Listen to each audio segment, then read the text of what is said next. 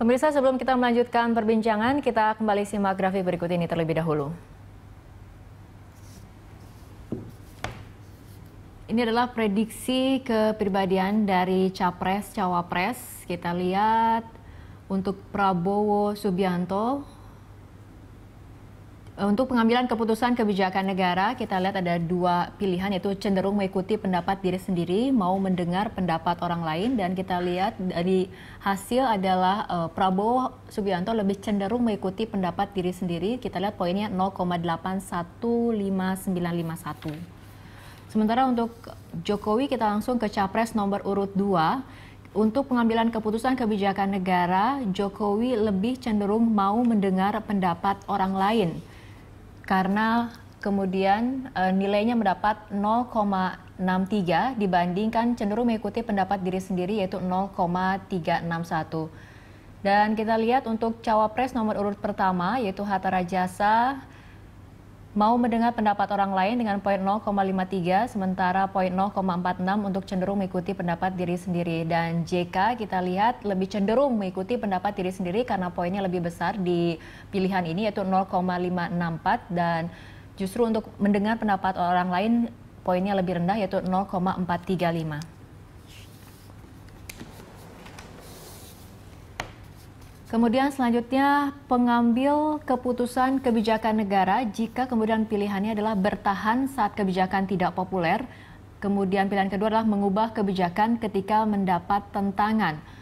Kita lihat untuk Prabowo Subianto sendiri lebih cenderung bertahan saat kebijakan tidak populer, sementara Hatta Rajasa lebih cenderung mengubah kebijakan ketika mendapat tantangan. Dan Capres nomor urut 2 Joko Widodo kita lihat bertahan saat kebijakan tidak populer, dan JK juga sama. Kemudian dengan Capres nomor urut 2 ataupun yang didampinginya nanti adalah cenderung bertahan saat kebijakan tidak populer.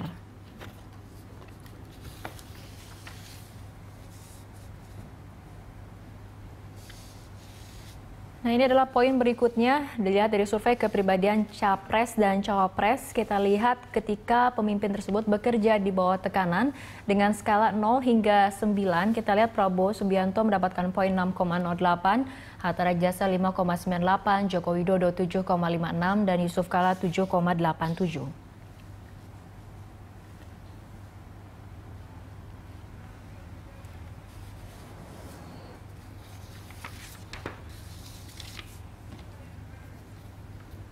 Ya, masih dengan survei kepribadian Capres dan juga Cawapres, kita lihat dari kepercayaan diri dan grandiose, kita lihat Prabowo 7,52, Hatta Rajasa 5,83, Joko Widodo 4,44, dan Yusuf Kala 4,86.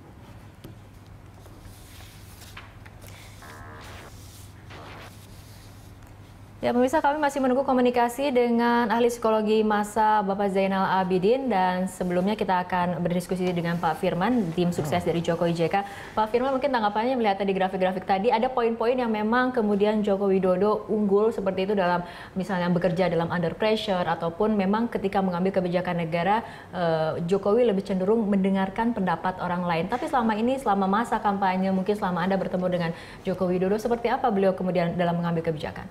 Ya, memang sama seperti itu juga yang dihasilkan oleh riset ini. Pak Jokowi sendiri kan menyampaikan ya bahwa demokrasi itu mendengar kehendak rakyat dan melaksanakannya.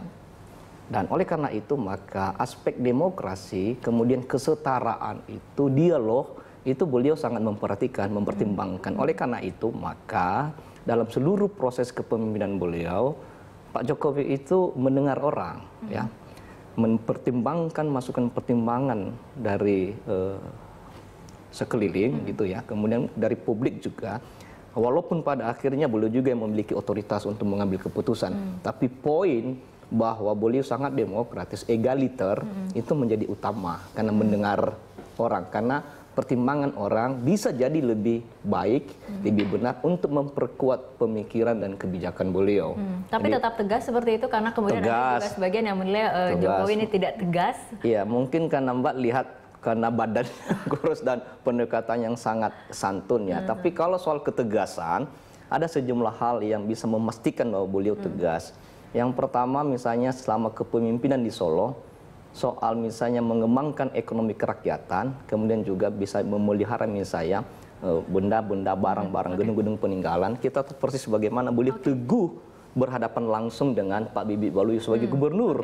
Tapi beliau tetap sopan, tetap menjaga kesantunan, tapi ketegasan beliau itu sangat, apalagi setelah menjadi gubernur DKI. Baik, Pak Firman. Soal sejumlah hal, jadi itu soal ketegasannya. Oke, Pak Firman, kita start dulu perbincangan, kita ikuti jeda berikut terlebih dahulu.